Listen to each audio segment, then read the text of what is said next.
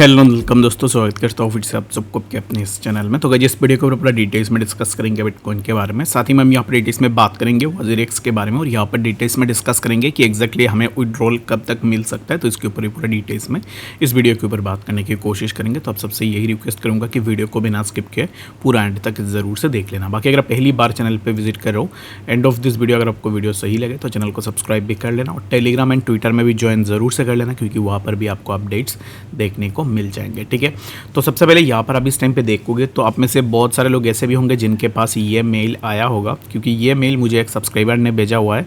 तो I hope कि आप में से जितने भी लोगों का फंड वजीरेक्स में था उनको ये मेल मिल चुका होगा। ठीक है, तो इस मेल में एग्जैक्टली है क्या? तो इस मेल में अगर आप देखोगे तो वजीरेक्स ने सिंगापुर कोर्ट के ऊपर अपना केस फाइल की हुई है, उसके रिलेटेड कुछ इन्फॉर्मेशन यहाँ पर प्रोवाइड की गई है। तो फर्स्ट क्वेश्चन यही था जो कि मैंने कल भी डिस्कस की थी कि अगर एक्सचेंज इंडिया में है तो यहाँ पर कोर्ट में केस फाइल क्यों सिंगापुर में हुई है, in the general division of the high court of the Republic of Singapore, जहाँ पर यह केस फाइल की गई है।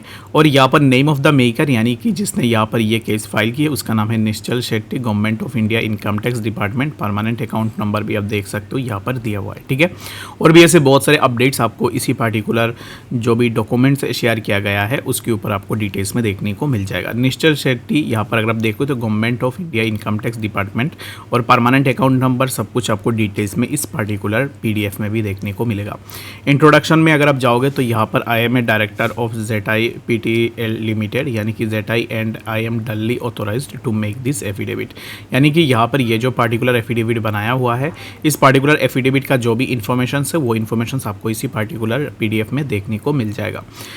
But the question is that कि अब इस टाइम पे वजीरेक्स को अगर आप पूछोगे कि एग्जैक्टली वजीरेक्स का ओनर कौन है, तो इन दैट केस आपको कोई भी ऐसा अपडेट नहीं मिलेगा कि एग्जैक्टली ओनर कौन है। अगर आप बैकग्राउंड में देखोगे तो ZI private limited, formerly known as Zanmai private limited, और जन्माई ये प्राइवेट लिमिटेड जो है ना, ये हमें जो भी आप INR विड्रॉ करते थे उसमें ये आपको INR प्रोवाइड करता था। ठीक है, तो अब इस टाइम पे सिंगापुर UEN नंबर इतने में यहाँ पर ना इसके ऊपर एक इन्होंने कोर्ट में केस फाइल की हुई है, जो कि उनका एक्सचेंज में जो भी हैकिंग हुई उसके रिलेटेड। तो अभी यहाँ पर बहुत सारे लोगों का ये क्वेश्चन है कि हमें विड्रॉल कब मिले। तो अब इस टाइम पे अगर आप देखोगे तो केस ऑलरेडी कोर्ट में जा चुकी है, जो कि सिंगापुर कोर्ट में इस केस यहाँ पर पूरा इसका प्रोसीडिंग होगी। तो इन दैट केस जो भी विड्रॉल है क्रिप्टो के, जो भी विड्रॉल के लिए आप वेट कर रहे हो, इसके लिए जैसे प्रीवियसली मैंने आपको बताया था कि हो सकता है कि आपको 1 साल भी लग जाए या फिर उससे ज़्यादा भी लग सकता है, या फिर हमें 2 या 3 महीने के अंदर भी मिल सकता है। बट यहाँ पर अगर आप देखोगे तो लॉजिकली इस चीज़ को देखोगे और जितने भी प्रीवियसली हैकिंग हुई है, तो इन दैट केस उसके कंपैरिजन में अगर आप देखोगे तो फंड्स मिलने में हो सकता है कि आपको 1 ईयर भी लग जाए या फिर उससे ज़्यादा भी हमें देखने को मिल सकता है आगे आने वाले टाइम में। ठीक है, तो बाकी जितने भी लोग क्रिप्टो विड्रॉल करने की बात कर रहे थे, तो अभी इस टाइम पे क्रिप्टो विड्रॉल की कोई भी बात नहीं है। एंड जितने भी लोगों का ये क्वायरीज है कि ट्रेडिंग कब स्टार्ट होगी, ट्रेडिंग अभी तक स्टार्ट नहीं हुई है, और ट्रेडिंग जब स्टार्ट होगी तब जाके जो है ना आप अपने एसेट्स को बेच सकते हो। मेरे हिसाब से ट्रेडिंग इतना ईजिली स्टार्ट नहीं होगा। ट्रेडिंग के लिए भी हो सकता है कि हमें 1 या 2 मंथ्स भी लग जाए। और जितने भी लोग ये पूछते हैं ना कि अभी इस टाइम पे मेरे पास ये INR में इतना क्रिप्टो पड़ा हुआ है तो इनको मैं विड्रॉ कर सकता हूँ या नहीं। ठीक है, तो अगर आपके पास कोई भी एसेट अभी इस टाइम पे एक्सचेंज के ऊपर है, उसको जब तक आप सेल नहीं करोगे तब तक आप उसको विड्रॉ नहीं कर पाओगे। यानी कि इन शॉर्ट में अगर आपको कहो तो विड्रॉल अभी इस टाइम पे उन लोगों को मिल रहा है जिनके पास INR था। ठीक है, लेट्स सपोज कि आपने 5000 या 10,000 ऐसा कुछ भी पैसे वजीरेक्स में रखा होगा, तो उन पैसों को अभी इस टाइम पे आप विड्रॉ कर सकते हो। अदरवाइज अगर आपका जो भी ट्रेड्स अभी इस टाइम पे रनिंग में है, उन ट्रेड्स में से आप कुछ भी अभी इस टाइम पे विड्रॉ नहीं कर सकते हो। तो यहाँ पर अगर आप एसेट्स की डिस्ट्रीब्यूशन को देखोगे तो to the best of my knowledge and belief I set out below the liquid assets under ZI's control as at 23 August 2024, यानी कि 23 अगस्त 2024 में जो लिक्विड एसेट्स ZI के पास था, उन एसेट्स में अगर आप देखोगे तो सबसे पहले हमारे पास BTC आ जाता है, जो कि BTC token as a liquid यहाँ पर उनके पास पड़ा हुआ है, जिसका क्वांटिटी है 1138 के आसपास आपको BTC देखने को मिल जाएगा। उसके बाद आता है डॉज। तो डॉज में भी अगर आप देखोगे तो टोटल USDT वैल्यू में अगर आप देखोगे तो 28,84,325 के आसपास वैल्यूज़ देखने को मिल जाएंगे, यानी कि आउट ऑफ डॉज अभी इस टाइम पे उनके पास पड़ा हुआ है। XRP में भी अगर आप देखोगे तो XRP में भी 23,48,000 के आसपास यहाँ पर हमें देखने को मिल जाएगा।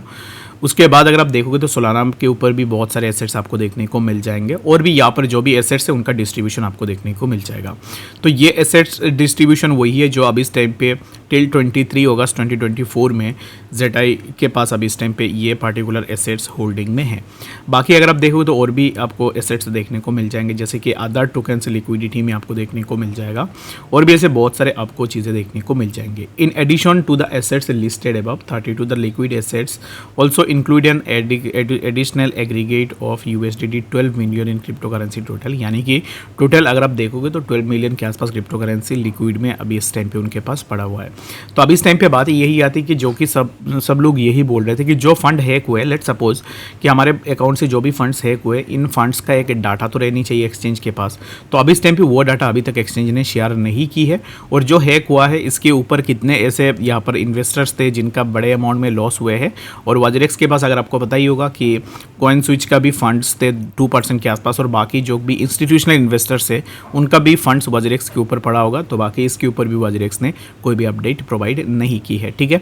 तो जैसे कल हमने बात की थी कि कॉइन स्विच ने ऑलरेडी बताया कि वो अभी इस टाइम पे लीगल कंप्लेंट फाइल कर रहे हैं वाजरेक्स के ऊपर। तो उसके ऊपर अगर आप देखोगे तो ऑलरेडी बहुत सारे न्यूज़ेस आपको देखने को मिल रहे होंगे। और अकॉर्डिंग टू कॉइन स्विच, क्योंकि कॉइन स्विच के हिसाब से वाजरेक्स ने बताया था कि सिर्फ ERC-20 टोकन्स के ऊपर हैक हुई है। तो कॉइन स्विच का जो ERC-20 में टोकन्स थे वो सिर्फ 1% के आसपास थे, और बाकी 1% बाकी टोकन्स में थे, ठीक है। तो अगर ERC में हैक हुआ है देन कॉइन स्विच का यही कहना है कि अगर ERC में आपका हैकिंग हुई है, ERC में हैकिंग हुआ होगा तो इसमें कॉइन स्विच का 1% के आसपास एसेट्स हैक हुए होंगे, ठीक है। बाकी जो 1% है वो 1% कॉइन स्विच को मिलनी चाहिए, बट वही फंड्स कॉइन स्विच को नहीं मिल रहा है। दैट्स वाई वो अभी इस टाइम पे लीगल कंप्लेंट फाइल कर चुके हैं। तो इसमें फ़ायदा ना यहाँ पर जितने भी यूज़र्स हैं उनको भी होगा। अगर कॉइन स्विच उनको कोर्ट में ड्रैग करेगा तो इन दैट केस क्या होगा कि बाकी जो भी लोगों के एसेट्स हैक हुए हैं उनके ऊपर भी हमें इन्फॉर्मेशन आने वाले टाइम में देखने को मिल जाएंगे।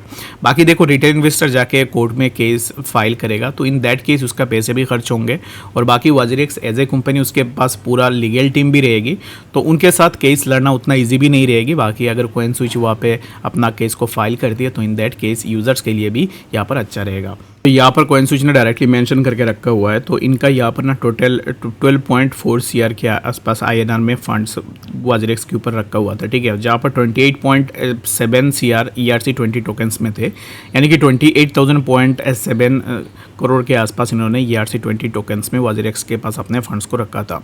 And ₹39.9 crore in other tokens on WazirX, यानी कि 39.9 करोड़ के आसपास उन्होंने अदर टोकन्स में अपने जो भी फंड्स थे वो रखे थे वाजरेक्स के ऊपर। The amounts of about 2% of all funds of coin switch, यानी कि कॉइन स्विच का 2% के आसपास फंड्स वाजरेक्स में रखा हुआ था, जिसमें ERC टोकन्स में ERC-20 टोकन्स में 28.7 CR के आसपास टोकन्स रखे हुए थे, ठीक है। तो अगर आप देखोगे तो according to the WazirX claim only ERC tokens were impacted in this alleged cyber hack. तो जो साइबर हैक हुआ था अकॉर्डिंग टू वाजरेक्स, जैसे मैंने आपको बताया, सिर्फ ERC-20 टोकन्स ही हैक हुए थे। बाकी ERC-20 टोकन्स अगर हैक होते तो कॉइन स्विच का लॉस होता 28.7 CR के आसपास। तो अकॉर्डिंग टू कॉइन स्विच उनका सिर्फ 28.7 CR ERC-20 टोकन्स में था, और बाकी जो फंड्स थे वो फंड्स 39.9 CR था और बाकी टोकन्स के ऊपर। And is in that case according to CoinSwitch अगर यहाँ पर ERC-20 में सिर्फ हैक हुई है तो बाकी जो फंड्स है वो फंड्स अभी इस टाइम पे क्यों होल्ड करके रखा हुआ है। तो यही एक यहाँ पर ना कंसर्न है जो कि कॉइन स्विच ने इसको हाईलाइट किया हुआ है। तो आने वाले टाइम में हम देखेंगे कि एग्जैक्टली इसके ऊपर क्या होती है। बाकी इस टाइम पे करंटली जितने भी लोग ये सोच रहे हैं कि उनको विड्रॉल मिल जाएगा, तो मेरे हिसाब से नहीं, विड्रॉल इतना इजीली नहीं मिलेगा। ये केस बहुत लंबा चल सकता है, जो कि हमें 1 ईयर 5 मंथ्स या फिर 10 मंथ्स आप ऐसे लेके चल सकते हो, जहाँ पर आने वाले टाइम में हमें फंड्स देखने को मिल सकते हैं, ठीक है। तो बाकी कोई डाउट होगा तो कमेंट सेक्शन में ज़रूर से बता सकते हो, और पूरा PDF का लिंक्स वगैरह मैं पूरा डिस्क्रिप्शन में डाल दूंगा, आप लिंक के थ्रू जाके भी इनको एक्सेस कर सकते हो, ठीक है। तो BTC की अगर हम बात करें तो राइट नाउ BTC के प्राइस में भी हमें एक फॉल देखने को मिली, और राइट नाउ प्राइस अभी इस टाइम पे चल रहा है 59,300 के आसपास, जहाँ से हम यही एक्सपेक्टेशन लगा सकते हैं कि BTC में हमें थोड़ा मूवमेंट देखने को मिले, विच विल बी अराउंड 60,000 के आसपास। यहाँ पर BTC के लिए एक रेजिस्टेंस भी है, जिसके ऊपर हमने कल भी डिस्कस की थी। और right now if the price of BTC wasn't able to break above 60,200 then यहाँ से हमें अगेन प्राइस के ऊपर फॉल देखने को मिलेगा। Which will be around this particular zone. अगर यहाँ से हम फिर से रिजेक्शन लेते हैं देन यहाँ से हमें प्राइस में कुछ इस तरीके का फॉल देखने को मिल सकता है। तो अब इस टाइम पे वेट कर सकते हैं और जब इसी जोन का ब्रेकआउट होगा देन वी कैन एक्सपेक्ट कि हमें प्राइस नियर अराउंड 61,300 के आसपास देखने को मिलेगा। तो BTC के लिए बहुत सारे अब इस टाइम पे रेजिस्टेंस है इन बिटवीन, तो अब इस टाइम पे हमें थोड़ा वेट करना पड़ेगा in order to take any kind of trades on BTC। और मैं यहाँ पर अब इस टाइम पे पार्टिकुलरली आप सबको यही रेकमेंड करूँगा कि BTC में एंट्री लेने का सोच लो तो वेट कर लो क्लियरिटी का, जब हमें कोई क्लियर इंडिकेशन मिल जाएगी then we can go for a position on BTC जहाँ से हमें अच्छा खासा प्रॉफिट भी ले सकते हैं। तो आई होप कि आपको डिटेल्स में बात समझ में आ गई होगी। कोई भी डाउट या कन्फ्यूजन होगा कमेंट सेक्शन में ज़रूर से बताना। मिलते हैं नेक्स्ट चैनल अपडेट्स के साथ, तब तक के लिए गुड बाय।